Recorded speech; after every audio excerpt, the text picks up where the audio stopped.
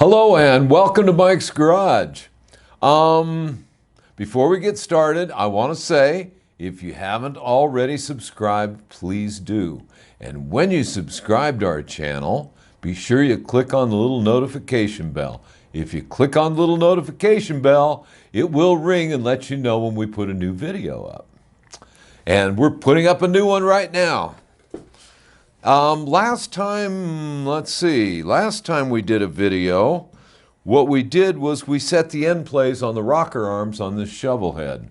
Now, we've done a lot of stuff on the Shovelheads, and I guess I do Shovelheads a lot, but basically, I'll look at the videos that we've done and I'll say, well, did I show this or did I show that? And I'll try to pick it up when it comes up again.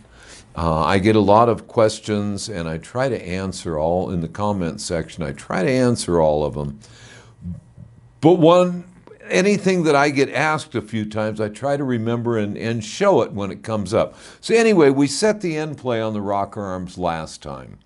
But what we didn't do was do a final assembly and put the rocker boxes with the rocker arms assembled in them back onto the heads. So we're going to do that now. It won't take very long, but there's a couple steps that I think should be mentioned. So, okay, first off, the rocker arms, we've already set the end plays, and I took them apart in order to make sure that I put them back together in the same order.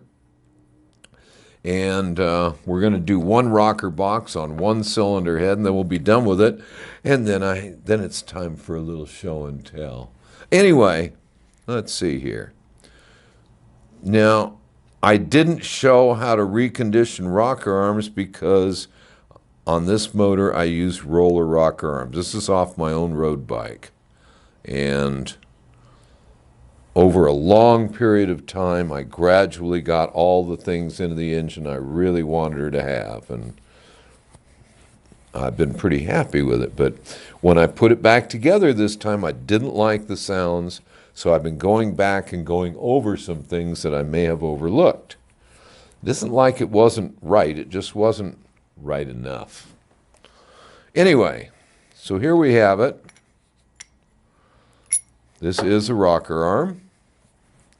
Now I want to put a little bit of assembly lube on it because once it's in place, I won't get another chance to do that. So there it is. We'll put it on this roller here, and then we'll slide this little rocker arm right into place. Not too difficult. Then we'll, on these bearing surfaces, which I've already looked over, and I might add, when all this stuff is worn, you can buy new shafts, you can buy new bushings, and all that stuff can be replaced. When we get around to needing to do some of that on one, we'll do it. Okay, so we'll get some assembly lube in there. And here is the spacer that goes in here. Now I kept it in the same order of assembly it was in, so I can get it right back as it was when I set it.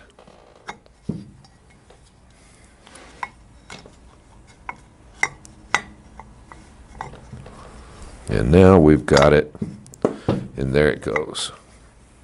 Just kind of wiggle it around a little bit. Be kind to it. If I have to smack it with a hammer, it's going to be this great big rawhide mallet here, and it'll just slide right into place. Now once that's into place, which it certainly is. There we go. Then we have, for this end, we have the gasket and the nut. This is a real, I guess you'd call it a crush washer. It's a soft washer. And I like to put a little sealant on them, especially because I'll reuse the things. And if you're going to reuse them, you really want to be sure and put some sealant of some kind on them. Now, that sealant on the side that goes against the rocker box.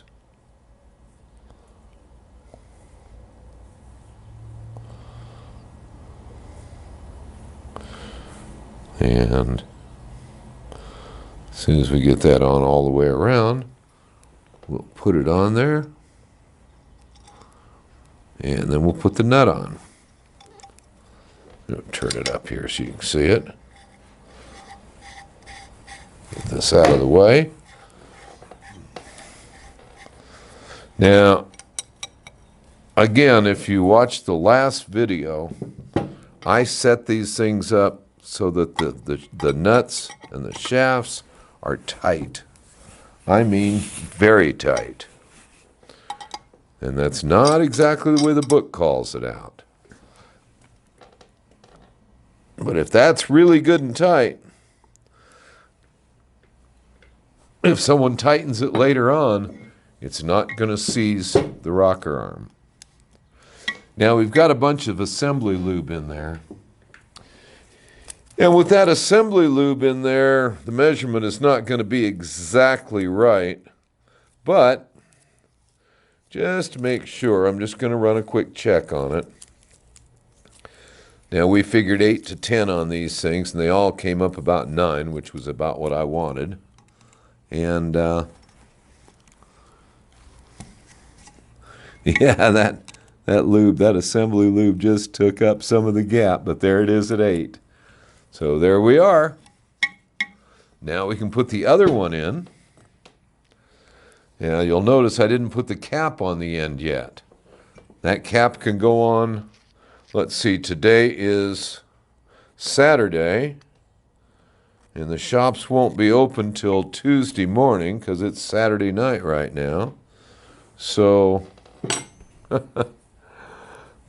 won't be able to get any fresh O-rings. And the local shop may not have them, so I'll probably have to order a whole bag of them, which would be all right with me, because those are parts I like to have around. So here we are with the, let's see, we already did the, which one was that? Let's see. That would have been the front exhaust rocker arm, so now we'll do the front intake rocker arm. There it is. I set this stuff down carefully so that it goes back in the order that I want it to be in. I really like these roller rocker arms. How much they actually increase or don't use in power, I have no idea. I don't get that it's a big deal, but I really like the smoothness of these things. I like the way they sound when they're running, and I like knowing they're in there. That may sound a little bit eccentric, but only because I am. All right, now we'll get a little bit more assembly lube on this shaft.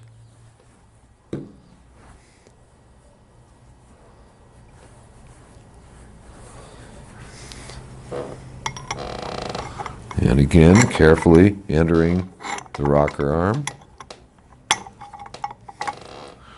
And here is that part, which I usually refer to as a pad or a spacer. And there it is. I can feel it. And we'll just tap it into place a little bit and see what we can do here. All right. Let's get a little bit of sealant on there.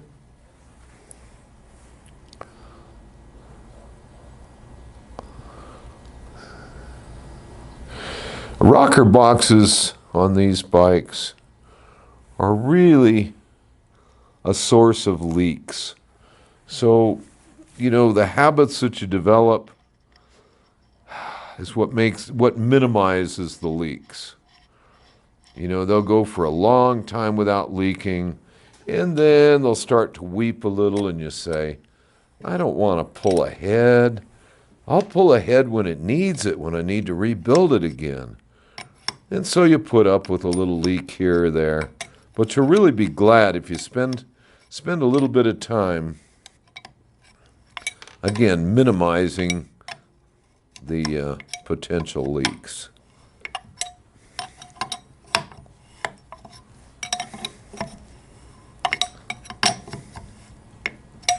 There we go, got it to grab.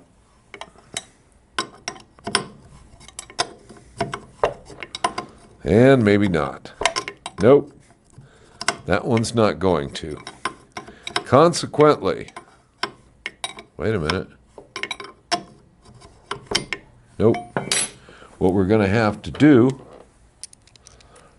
is, let's see, do I have a ratchet out here? I don't.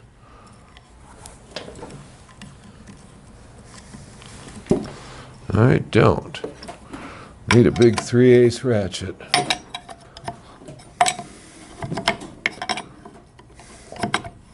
That'd do it. Thank you, Mike.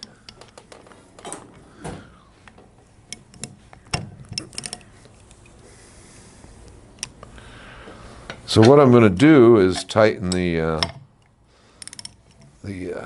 cap on the end. There we go. And that way I can tighten this shaft up. And there it is. All right. Interestingly enough, I can pull that cap right off of there again, and I can tighten this nut down again. And it will be tight. Okay, now if I didn't unhook the, there we go. We're good. So let's get a, look like I put quite enough assembly lube on that roller. And real quick like we'll check that end play of that rocker shaft, rocker arm. And we're good there. Right about, there it is. Okay. So there we have it. Those are reassembled. Now what we want to do is put it on the motorcycle. Or put it on the head, excuse me. So let's get some sealant on here, which won't take long. I'm going to do some little, this is one of those things where I have to laugh at myself. I put these together for a long time before it finally dawned on me. Probably shouldn't let people know how dumb I really am. That there was an easier way to do it. We'll get there in just a minute.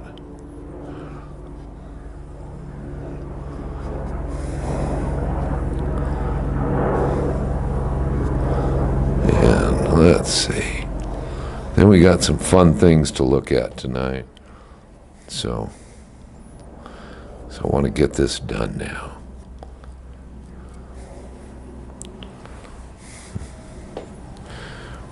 And like I said, I can put those O-rings in after the rocker boxes are assembled onto the heads. And we're only going to do one tonight, because you don't need to watch me do two.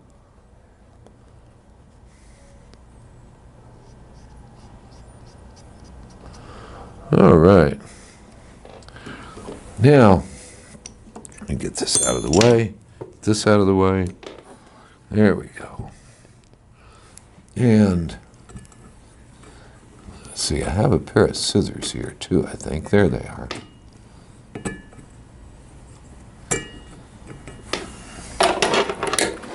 I don't like the looks of this when it's in place. I don't care why, but I don't want it. So I have a tendency to cut these pieces right out of the gaskets.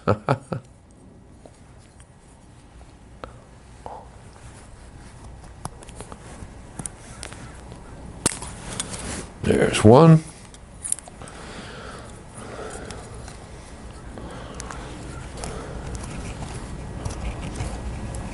And there's the other. Now, I dropped that on the floor.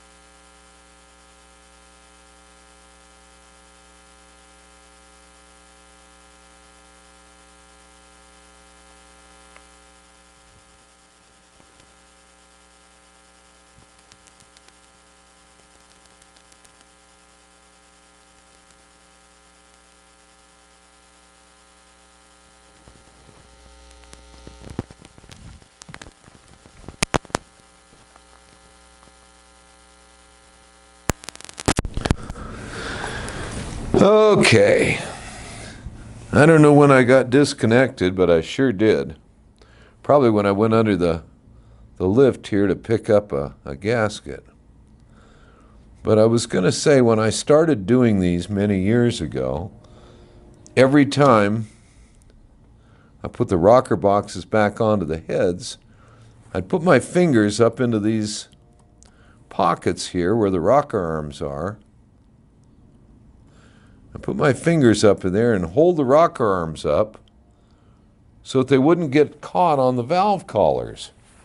Well, that was really kind of silly, because if I'd have put the rocker box down upside down like this one is, all I would have to do is put the cylinder head onto the rocker box instead of the rocker box onto the cylinder head. And here it is, all nice and neatly assembled without any difficulty. Okay, now, all we need to do now is put on all of the washers and nuts that hold these rocker boxes on. It's all 5/16 24. And I try to put them all together so they're just as pretty as I can make them, because I have a real weakness for pretty.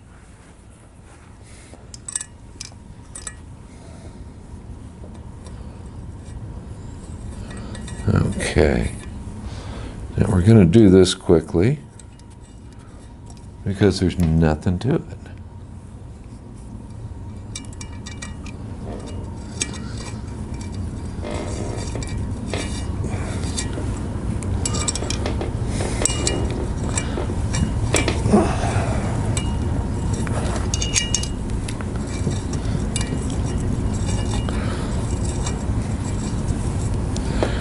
And there's 9 of them. So what we're going to do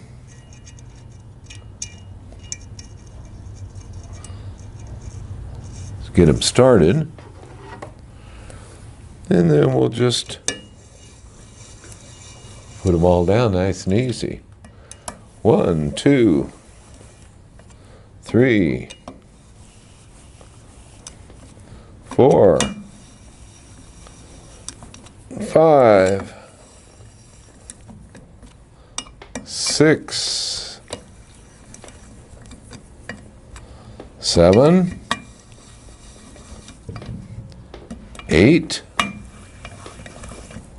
and 9. Okay, the factory calls out 15 pounds of torque, and they want them torqued evenly. The way I generally do them, let's see here. Let's see, we'll start at about, let's see, 12, there's 10, 9, 8, 7, 6, 5. Really? Let's see if we can do that with this torque wrench. There's 5,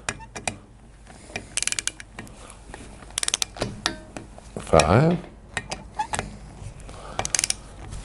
5, 5, 5,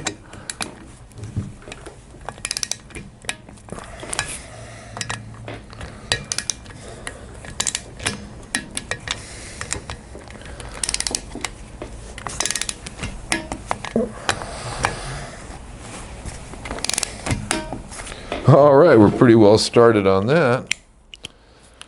6, 7, 8, 9, 10. We'll go 10. 10.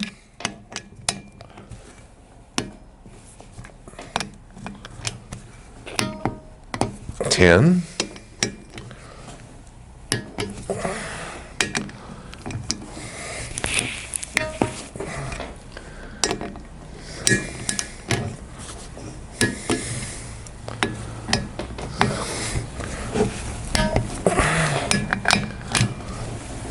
10.